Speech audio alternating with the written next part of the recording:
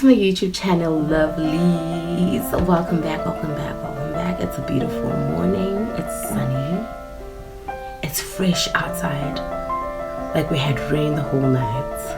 So you understand the cleansing that's outside. Like the breeze. Like the air that you are actually inhaling. If you woke up first thing in the morning, do you understand what you breathed in? Oh my gosh, beautiful. But today I'm about to share another part of my life. I've been writing a book, guys, my life story, a part of my life story that I'm about to share with the world, that I'm about to share with a woman out there who thinks that because I'm going through a very difficult time, I'm never gonna make it out of this. I am the only child, firstborn child, who is carrying all this burden, and it's so much for me. It is so much. I'm feeling the pressure. The household is on me. Household responsibilities are on me.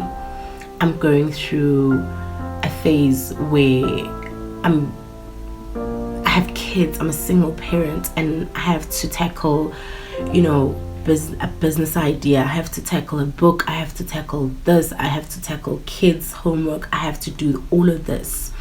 Kuningi and ngiwan. This book is going to lift you up, because this book was my escape. This book was where I ran to when times were really, really rough for me. When I was being insulted, I would take my pen, I would literally run to the pen and to this book and start writing the feelings, my past, my experiences, write everything that I have been bottling inside that I couldn't call somebody at that time. Because sometimes it would be AMs when I wake up and I write this book, because now I'd be feeling the feelings that I'm feeling. Regardless of the time it was, I just had to wake up and run somewhere, and this was the only place I could run. The paper and the book was the only thing I trusted at that time. It was the only thing I can confide in, besides my ancestors, my spirit guides, besides the person that I prayed to, my higher self.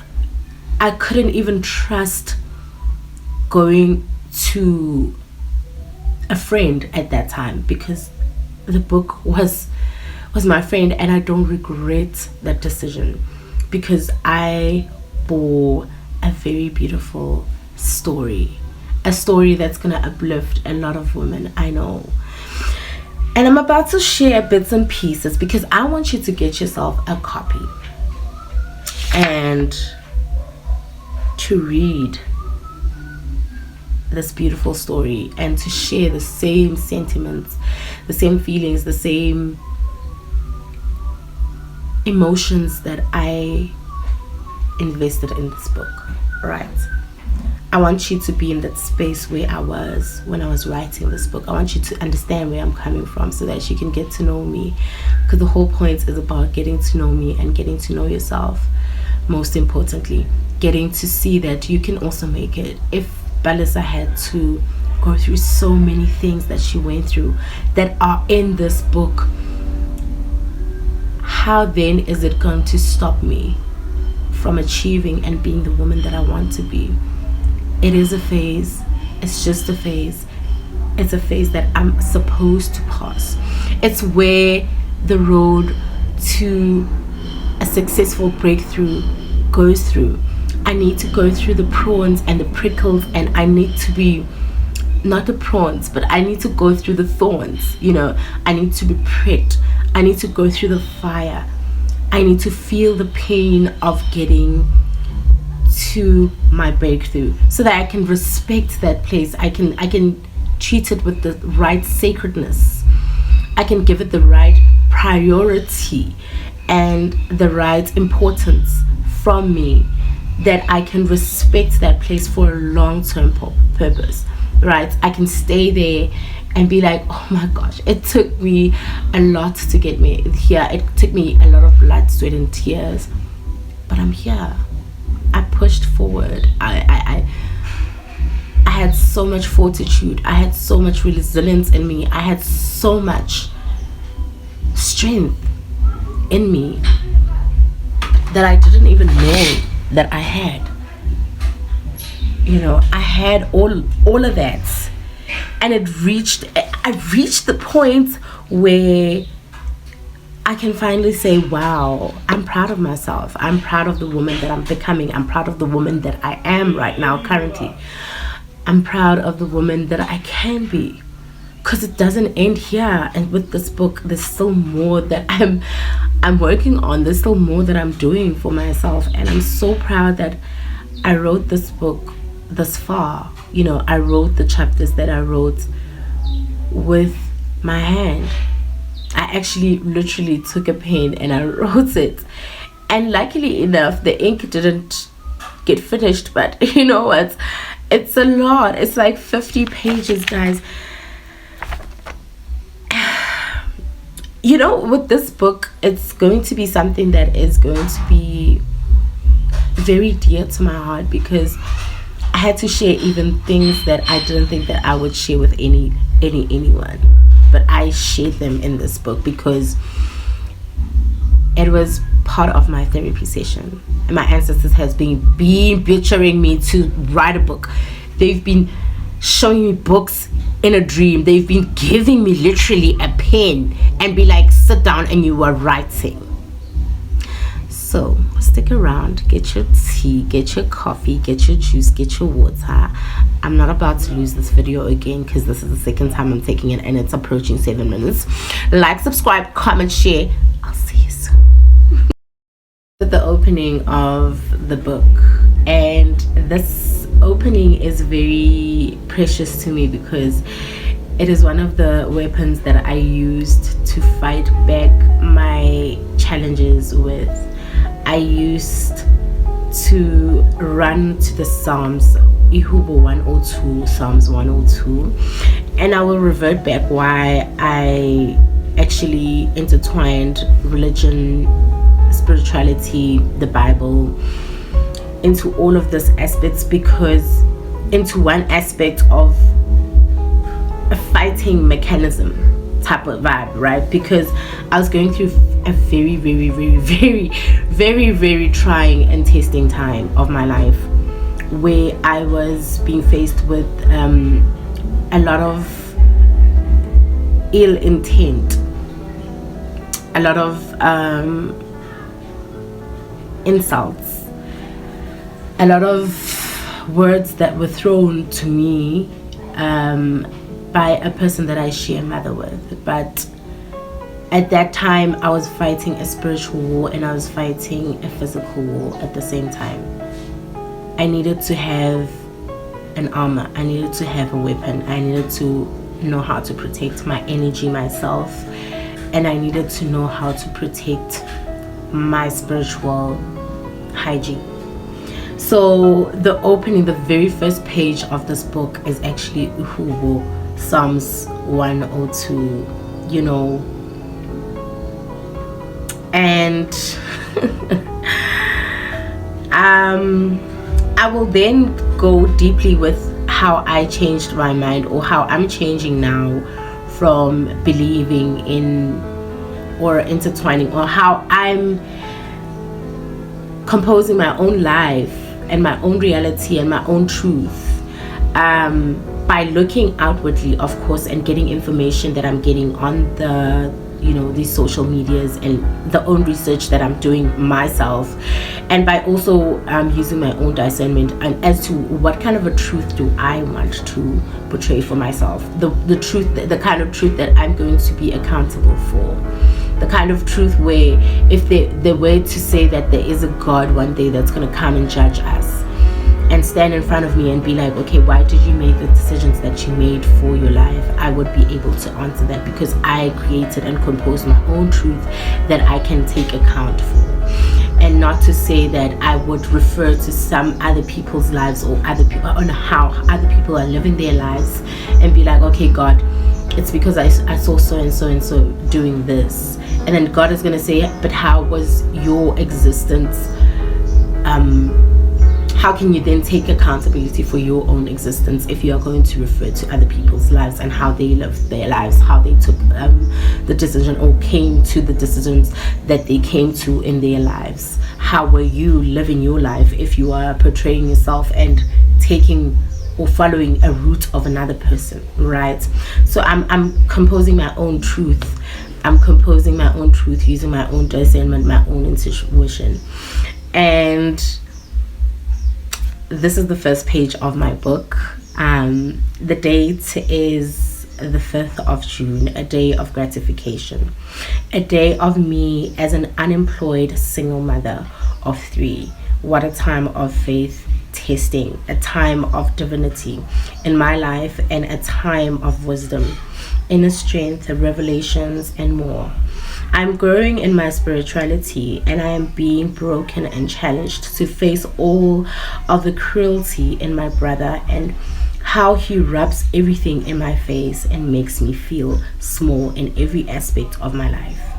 My mom was always so fond of him. He spoiled him and always made sure he had what he wanted at the time that he wanted it. He has always been mean and had always been prideful and arrogant, and it seems to be getting worse by day. It is unfortunate that I find myself unemployed and having to share a roof with him. But Lord knows that if I would have it differently, I would really have it differently. But the Lord, my guides, the universe, and ancestors are growing something that is already within me. Faith, God, and prayer has always been my coping mechanism. In times like these, trying, challenging times like these, and I don't know where I would have been if it wasn't for my parents being the foundation in connecting me to God, faith, and church. Can I read that phrase again, please? Because I think a lot of us relate to that how we then stepped into faith, the Bible, reading the Bible, going to church, was through our parents. I would love to rephrase that again. Guys. I would have been, okay, let's start here. Challenging, okay, where is it? I don't know where I would have been if it wasn't for my parents being the foundation in connecting me to God, faith, and church. I was a server while growing up, and I remember when I was sitting on the stoop having a conversation with my late grandmother, Elizabeth Nombuyiselo Majosi, and I was fascinated with being a pastor of our church one day. I was always this ambitious, unique, one-of-a-kind girl that happened to be the black sheep of the family as well. So guys, this is the first page this is the first section of the book. Of course, I'm just teasing you guys and I'm just making you aware of my life story and how it started. I'm not going to read the whole entire book. I'm just going to pick up pieces and pieces over there and there so that you can get an idea of what the book entails, so that you can get yourself a copy, so that you can get to know more about what the book entails. But this is the life story that I'm sharing with you guys. I hope it's gonna teach you and show you something about myself and yourself, and something that we can actually both compose, and how you can also create your own reality for yourself. Stick around, like, subscribe, share. I am going to be back with more because now this video has went overboard, over 7 minutes. I hope it's gonna save. Please be with me, ancestors, universe. I'll be back.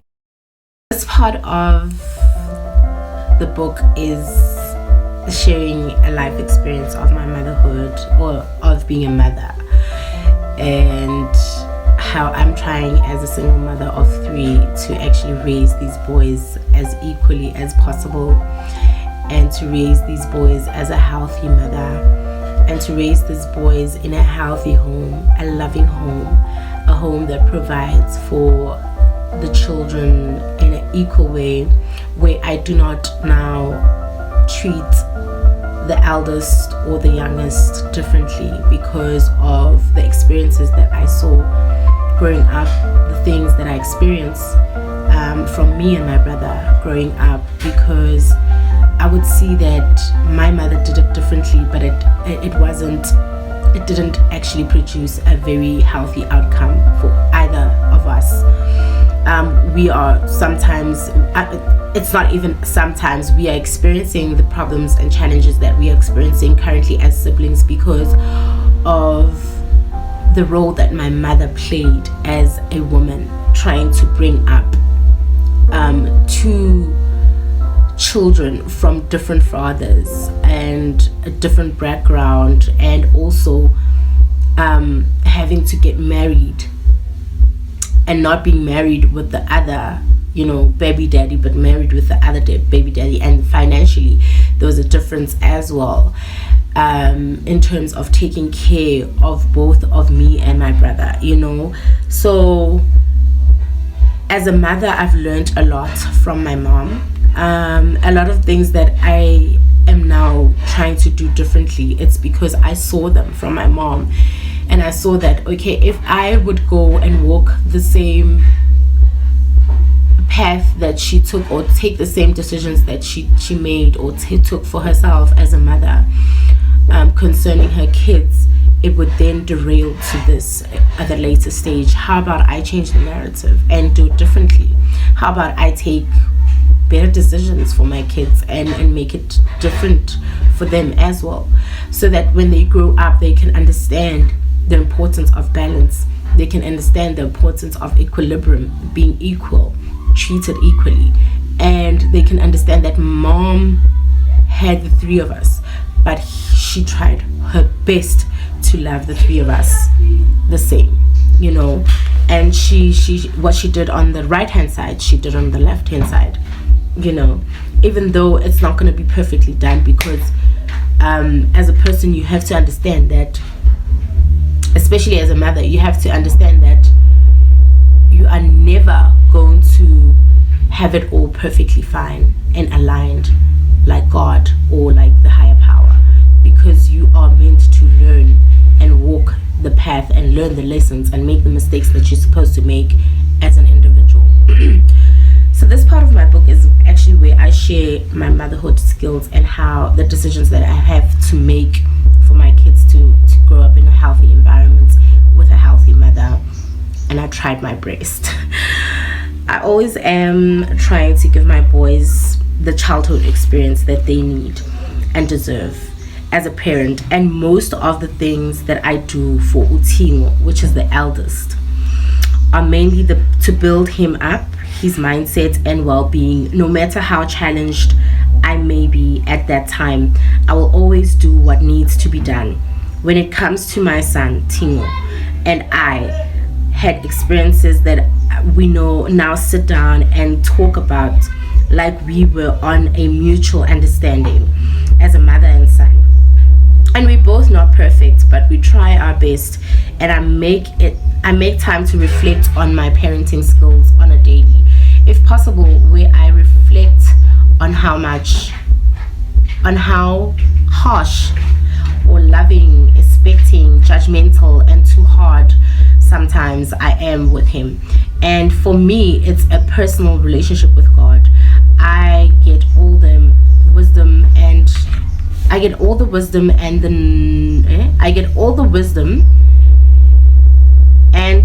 the know-how from him. If I lean on my own understanding, I will be unkind to self, and I'll be unrealistic and want to be a perfectionist because of the Virgo in me, of course. But with God, I am vulnerable, honest, and willing to be corrected. I don't know. It is important to have a relationship with God regarding every aspect of my life because of how good of a chess player. Sorry about that, guys. Because of how good a chess player he is. God is a chess player. I refer to him as anything actually that he can be. God is anything that he can be, that he wants to be, that he ordains to be. And how I refer to God, of course, is differently to everyone. When I say God, it doesn't mean that I'm referring to the same God that we are all praying to, but rather to my higher self most of the time. But let's carry on with this chapter, because that is a topic for another day. Let me not ruin this video. What the fuck? Okay. Sorry for cussing. Oh gosh. Okay, every aspect of my it is important to have a relationship with God regarding every aspect of my life, because of how good of a chess player he is. He is always 2 steps ahead, and he knows my next move, and he will tell me when I'll checkmate. Right? He created me, and it would be stupid of me not to trust my AI creator. I mean, that's a jab right there. He's my AI creator, guys. God, literally, I refer to him as anything. That's why it is very difficult for me to actually say that, okay, God is a person, is a man that's gonna come out or come one day and judge us on Judgment Day. It's very difficult for me to pinpoint God, because that's me limiting him. God is anything that I want him to be, that I feel like he can be. He's limitless. He's a limitless God. Okay. I mean, he knows every strand on my hair, every strand or strand on my hair, where I've been and where I am going. And he knew that I would write 5 pages of my first chapter of an unintended book. Imagine of an unintended book. I didn't intend to write this book. The day I wrote this book, I literally took the pen and I sat down, because I was consumed with so much anger, so much hurt inside me, and I was like, where am I going to escape to? And the universe literally said, hello, there's a book there, there's a pen there, we've been telling you, sit down and write. And that's literally what I did, and I don't regret it till this day. Please stick around, because this is approaching 8 minutes now, and I don't want to lose this video. Like, subscribe, comment, share. I'll be back shortly. Welcome back, guys. Oh my gosh, this part, I've been trying to take a video, guys. I think it deleted 2 of my videos before this one, so I'm just gonna try to make it sweet, short. I think this is gonna be the last part, because my phone is tired. It's already overheating. So I'm just gonna share the last bit of my faith walk with my higher power, and how I think this day was the day where I was experiencing an insult within the household, like with the person that I stay with. If you'd like to know more information about that, you need to get the book, so that it can. This is my life story, guys, and I know a lot of people are going to be shocked on the experiences that I shared on this book, because I am this pretty face sitting here in front of your faces every day, taking content, dancing. Sometimes you wouldn't say that this person is going through so much, or this person has been through so much. How is she managing to be this, vibrant person? It's because of the guides that I embody. It's because of the universe. It's because of me trusting God, and it's because of this book. This book has been a safe space for me. It has been a wonderful peace, and a cuddle, and a hug, and a shoulder to cry on. It has been a warm welcome. It has been my boyfriend, my girlfriend, my friend, my mother, my father. It has been my higher power. It is everything, and I wouldn't trade it for anything. Not for anything, right? So I think this day I was going through the most, guys, because the minute after holding the pen, I wrote, be still my child, be still my beloved, stay clear of everything, and allow yourself to be vulnerable, for I am about to work on your faith, for I am about to work on your resilience, for I am about to work on your wisdom, for I am about to work on your pain, years and suffering, for I am about to work on you, and so it is. A long journey of struggle, confusion, and walking in a dark tower that led to an unknown territory, a place in which I couldn't trust God to be, that I couldn't trust God. to get me to at that time. I had to take a long pause and allow God to redeem my soul, my spirit, and me as a whole. I sat down and asked God a question. How do I begin? What must I do? What are the requirements? And you know what God replied? Like, do you know what the Almighty said to me at that time? Just surrender all that you are for what you can be. That was literally God's answer. That was literally my higher power's answer. That was literally my ancestors giving me an answer. Surrender all that you are for what you can be. And that spoke volumes to me, because it told me that I wasn't what I wanted, I needed to be at that time. I was fighting to be a person that the universe didn't want me to be. I was fighting to be a fake, an imitation of what I could originally be. So I had to surrender what I thought I was in order to be what I was meant to be.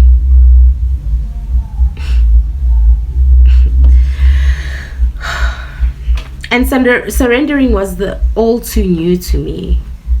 Like, surrendering was all too new to me as well. Like, I didn't know where to start, how to start. How do I actually let go of everything that I was brought up to be, everything that I believed, everything that I have had the way of living, how I was taught on how to survive. How do I give up that, and how do I surrender and trust this higher power that's telling me to surrender?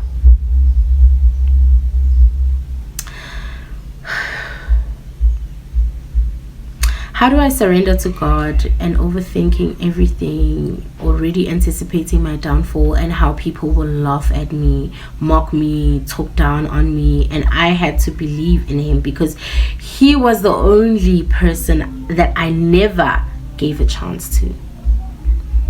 My higher power was the only person, the only thing, the only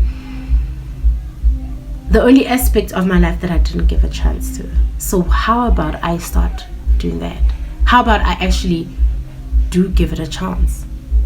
You know, that was my answer right there. That was me answering the self. That was my higher power also answering me, the low vibrational self. Uguti, you've never given me a chance. You've never given me the time of day. How about you start doing that? And let's see how I get you to a person that you can be. How about I get you and navigate you to where you need to be, my darling? Give me a chance. Oh my gosh. Give me a chance. That's the higher power talking to me. And I was like, okay, I'm definitely doing this one. Definitely, most definitely. Yo.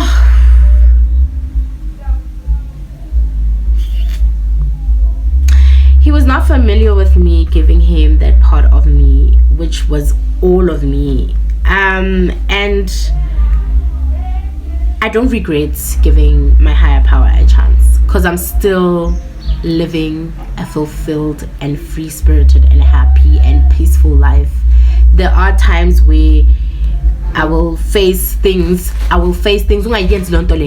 are times that I will face. Oh yeah, Piti.